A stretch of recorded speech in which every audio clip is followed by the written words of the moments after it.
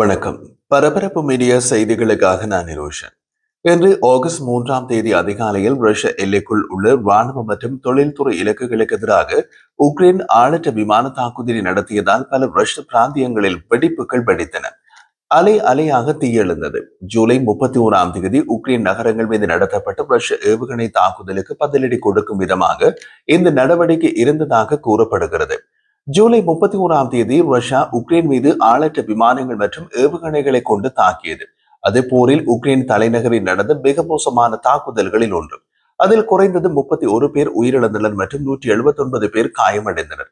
அதற்கு உக்ரைன் நடத்திய பதிலடியில் இன்று அதிகாலை ரஷ்ய எண்ணெய் சுத்திகரிப்பு நிலையங்கள், மின்னணு உற்பத்தி தளங்கள் மற்றும் மாஸ்கோவின் போர் முயற்சியில் பயன்படுத்தப்படும் விமான தளங்களை குறிவைத்ததாக கூறப்படுகிறது. ரஷ்யாவின் சமாரா, ரியாசன் மற்றும் பென்சா உட்பட பல பிராந்தியங்களில் உள்ள முக்கிய உள்கட்டமைப்புகளில் ஆளற்ற விமான தாக்குதல்கள் மற்றும் சேதத்தை ரஷ்ய அதிகாரிகள் உறுதிப்படுத்தினர். தனது டெலிகிராம் சேனலில் வெளியிடப்பட்ட அறிக்கையில் சமாரா பிராந்திய ஆளுநர் வியாசஸ்லாவ் ஃபெடோரிஷேவ் எதிரி ஆளற்ற விமானங்கள் இன்று அதிகாலை நோவோகுய்ஃபிஷஸ்கில் உள்ள தொழில்துறை நிறுவனங்களில் ஒன்றை தாக்கியதாக ஒப்புக்கொண்டார். அந்த இடத்தில் அவசர சேவைகள் அமைச்சு செயல்பட்டு வருவதாகவும் அப்பகுதியில் மொபைல் இணையத்தில் தற்காலிக கட்டுப்பாடுகள் அறிமுகப்படுத்தப்பட்டுள்ளதாகவும் அவர் கூறினார். சமாரா விமான நிலையத்தில் விமானங்களும் இடைநிறுத்தப்பட்டன. ரஷ்ய சமூக ஊடகங்களில் பரவலாக பரப்பப்பட்ட காட்சிகள் நொவோகுய்ஃபிஷஸ்க் எண்ணெய் சுத்திகரிப்பு நிலையத்திற்கு அருகில் பெரிய தீ எரிவதை காட்டியது. ரஷ்யாவின் வெவ்வேறு பகுதிகளில் இரவு வானத்திற்கு எதிராக உயர்ந்த தீப்பிழம்புகள் எழுவதை காட்டும் காட்சிகளுடன் பல காணொளிகள் இன்று பதிவேற்றம் செய்யப்படுகின்றன. பின்னணியில் ஆளற்ற விமானங்கள் பறக்கும் சத்தம் மற்றும் வெடிப்புகளின் சத்தம் கேட்டது. ரஷ்யாவின் பென்சா பிராந்தியத்தில் உக்ரைனிய ஆளற்ற விமானங்கள் எலக்ட்ரோபிபோர் உற்பத்தி சங்கம் உட்பட உள்ள முக்கிய பாதுகாப்பு தொழில் உற்பத்தி மையங்களை தாக்கியதாக கூறப்படுகிறது. இந்த நிறுவனம் ரஷ்ய ஏவுகணை வழிகாட்டுதல் அமைப்புகள் மற்றும் ராணுவ தகவல் தொடர்பு உபகரணங்களில் பயன்படுத்தப்படும் கூறுகளை உற்பத்தி செய்வதற்கு பெயர் பெற்றது. அருகில் அமைந்துள்ள ரேடியோ பிபோர் ஆலை வான் பாதுகாப்பு பிரிவுகளுக்கான மொபைல் கட்டளை இடுகைகளை உற்பத்தி செய்யும் ரஷ்யாவின் ஒரே தொழிற்சாலை. 2 தொழிற்சாலைகளும் தாக்குதலின் எல்லைகளுக்குள் இருந்ததாக தெரிகிறது. பென்சாவில் ஏற்பட்ட சேதத்தின் அளவை ரஷ்ய அதிகாரிகள் பகிரங்கமாக விவரிக்கவில்லை. ஆனால் உள்ளூர்வாசிகள் தொழில்துறை மண்டலத்துக்குள் குண்டுவெடிப்புகள் நடந்ததாகவும் தீ பரவியதாகவும் தெரிவித்தனர். அதிகாலையில் நடந்த தாக்குதல்கள் என்பதால் தொழிற்சாலை இயங்கவில்லை, அதனால் உயிரிழப்புகள் எதுவும் ஏற்படவில்லை என்று கூறப்படுகிறது. நீண்ட தூர வீச்சு கொண்ட குண்டுவீச்சு விமானங்களை இயக்கும் விமான தளத்தை கொண்டுள்ள ரியாசன் பிராந்தியத்தில் உள்ள டியாகிலோவோ விமான தளத்திற்கு அருகில் கூடுதல் வெடிப்புகள் பதிவாகி உள்ளன. ரியாசன் நகரில் உள்ள ஒரு வர்த்தகத்தின் மீது ஆளற்ற விமான தாக்குதல் நடத்தப்பட்டதை உள்ளூர் அதிகாரிகளும் உறுதிப்படுத்தினர். இருப்பினும் இலக்கின் சரியான இடம் மற்றும் தன்மை வெளியிடப்படவில்லை. நேரில் கண்ட சாட்சிகளால் வெளியிடப்பட்ட காணொளிகள் ஒரு உயரமான தீ நெடுவரிசையினை காட்டின. தீயின் தோற்றம் மற்றும் அதில் இருந்து எழும் அடர்த்தியான கரும்புகை இது ஒரு எண்ணெய் சுத்திகரிப்பு நிலையம் அல்லது எரிபொருள் கிடங்கில் சாத்தியமான தாக்குதல்களை குறிக்கிறது.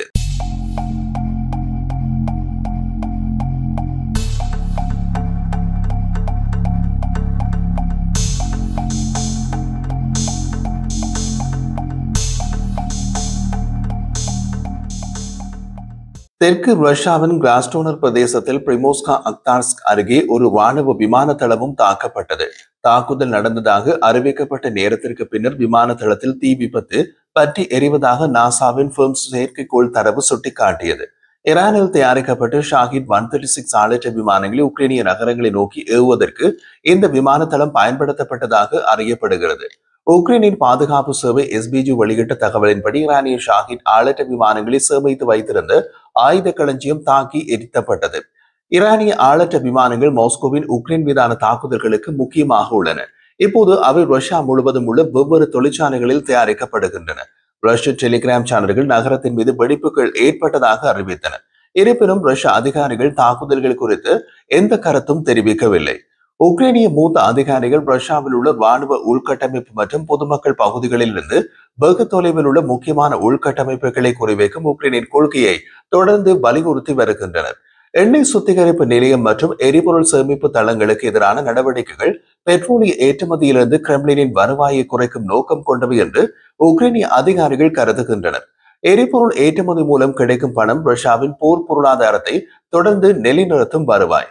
முன்பு கொடுக்கப்பட்ட விளக்கங்களில் உக்ரைனிய பாதுகாப்பு அதிகாரிகள் கூறியது போல் ரஷ்யாவுக்குள் பொதுமக்களுக்கு தீங்கு விளைவிப்பதை குறைப்பது ஒரு முன்னுரிமையாக உள்ளது. ரஷ்ய ராணுவத்திடம் அப்படி ஒரு முன்னுரிமை கிடையாது என்பதை உக்ரைனில் ஏற்படும் பொதுமக்களின் உயிரிழப்புகள் காட்டுகின்றன. நேற்று சனிக்கிழமை ரஷ்ய தாக்குதல்களில் உக்ரைனில் 6 பேர் கொல்லப்பட்டதாகவும் குறைந்தது 37 பேர் காயமடைந்ததாகவும் உக்ரைன் விமானப்படை தெரிவித்துள்ளது. ஷாஹித் வகை தாக்குதல் ஆளற்ற விமானங்கள், ராக்கெட் மூலம் இயங்கும் ஆளற்ற விமானங்கள் உட்பட உக்ரைனை நோக்கி ஏவப்பட்ட 53 ஆளற்ற விமானங்களில் 45 உக்ரைன் வான் பாதுகாப்பு சுட்டு வீழ்த்தியது என்றும் தெரிவிக்கப்பட்டுள்ளது. உக்ரைனிய ராணுவ உளவுத்துறையால் ரஷ்யாவுக்குள் நடத்தப்படும் தாக்குதல்கள் மாஸ்கோவின் போரை ஆதரிக்கும் நிறுவல்களை குறிவைப்பதிலேயே கவனம் செலுத்துகின்றன. ரஷ்யாவின் ராணுவ நடவடிக்கைகளுக்கு முக்கியமான தளங்களை குறிவைத்து உக்ரைன் ஆளற்ற விமானங்களை பயன்படுத்துவதை அதிகரித்து வருகிறது. உக்ரைனின் இந்த இலக்கு தாக்குதல்கள் உக்ரைனுக்குள் பொதுமக்கள் உள்கட்டமைப்பு மீதான மாஸ்கோவின் தொடர்ச்சியான குண்டுவீச்சுக்கு உக்ரைன் எவ்வாறு பதிலடி கொடுக்கும் என்பதை காட்டுகின்றது. உக்ரைனில் ரஷ்யா சமீப காலங்களில் ஏவுகணை தாக்குதல்களை கணிசமாக குறைத்து ஆளற்ற விமான தாக்குதல்களை அதிகரித்துள்ளது. அதனால் உக்ரைனும் ரஷ்யாவின் ஆளற்ற விமான தயாரிப்பு மற்றும் அதற்கான பாகங்களை தயாரிக்கும் தொழிற்சாலைகளை குறிவைத்து தாக்குதல்களை தொடங்கியுள்ளது. ரஷ்யாவின் அதிகாரப்பூர்வ புள்ளி விவரங்களின்படி சுமார் 900 நிறுவனங்கள் ஆளற்ற விமான உற்பத்தியில் அல்லது அதற்கான பாகங்களை தயாரிக்கும் தொழிலில் ஈடுபட்டுள்ளன. அவற்றில் 70% சிறிய அல்லது நடுத்தர வணிகங்கள். ரஷ்யாவின் ஆளற்ற விமான உற்பத்தியில் ஈடுபட்டுள்ள மொத்த பணியாளர்கள் 7000 பேர் என மதிப்பிடப்பட்டுள்ளது. 2022 ஆண்டு மற்றும் 2025 ஆண்டுகளுக்கு இடையில் ரஷ்யா தனது ஆளற்ற விமானத்துறையை மேம்படுத்துவதற்காக குறைந்தபட்சம் 243 பில்லியன் ரூபாய் நிதியினை ஒதுக்கியது. இது கிட்டத்தட்ட $3 பில்லியன் பெறுமதியான பணம். உக்ரைனுக்கு எதிரான பகுஜன தாக்குதல்களுக்கு ஷாஹித் ஆளற்ற மற்றும் பிற நீண்ட தூர ஆளற்ற விமானங்கள் இவ்வளவு பெரிய விநியோகத்தை இப்போது அவர்கள் ஏன் கொண்டுள்ளனர் என்பதை இது விளக்க உதவுகிறது. அடுத்த 3 ஆண்டுகளில் ஆளற்ற விமானங்களுக்கான ராணுவ பட்ஜெட் செலவினங்களை சேர்க்காமல் ஆளற்ற விமான உற்பத்தியை அதிகரிக்க ரஷ்யா கூடுதலாக 112 பில்லியன் ரூபாய், அதாவது $1.38 பில்லியன் செலவிட திட்டமிட்டுள்ளது. இந்த மூலோபாயத்தின் முக்கிய அம்சம் விவசாயத்திற்கான ஆளற்ற விமானங்களை உருவாக்குவது போன்ற சிவில் திட்டங்கள் என்று அழைக்கப்படுவதன் மூலம் தாக்குதல் ஆளற்ற விமான தொழில் செலவினங்களை ரஷ்யா காட்டுகிறது என்பதுதான். இந்த தந்திரம் காணக்கூடிய முடிவுகளை தந்துள்ளது. 2023 மற்றும் 2024 ஆண்டுகளுக்கு இடையில் மொத்த ஆளற்ற விமான உற்பத்தி குறைந்தது 250% மடங்கு அதிகரித்துள்ளது. மேலும் நீண்ட தூர ஆளற்ற விமானங்களின் தயாரிப்பு 5 மடங்கு அதிகரித்துள்ளது.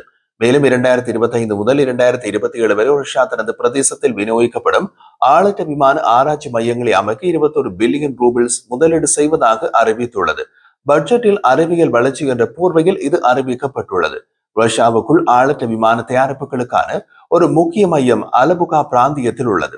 அங்கு பல்லாயிரக்கணக்கான தொழிலாளர்கள் ஈரானிய ஷாஹித் 136 ஆளற்ற விமானங்களை ஜெரான் 2 என்ற ரஷ்ய பெயரில் இணைப்பதில் ஈடுபட்டுள்ளனர். இந்த திட்டம் தற்போது ரஷ்ய நிறுவனமான ஆல்பாட்ரோஸால் வழிநடத்தப்படுகின்றது. இந்த நிறுவனம் முன்னர் விவசாய உபகரணங்களில் நிபுணத்துவம் பெற்றதாக கூறப்பட்டது.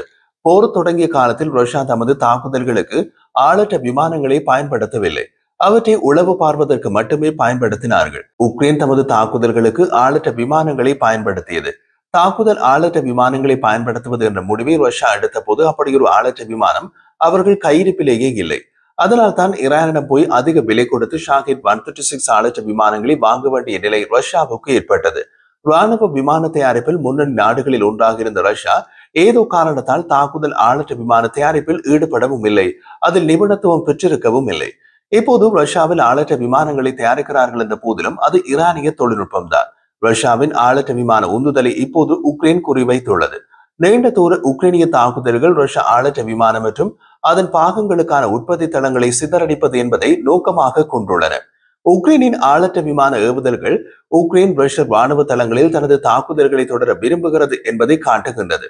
கிரெம்ளின் உக்ரைன் உள்கட்டமைப்பு மீதான அதன் தாக்குதல்களை தளர்த்துவதற்கான எந்த அறிகுறியையும் காட்டவில்லை.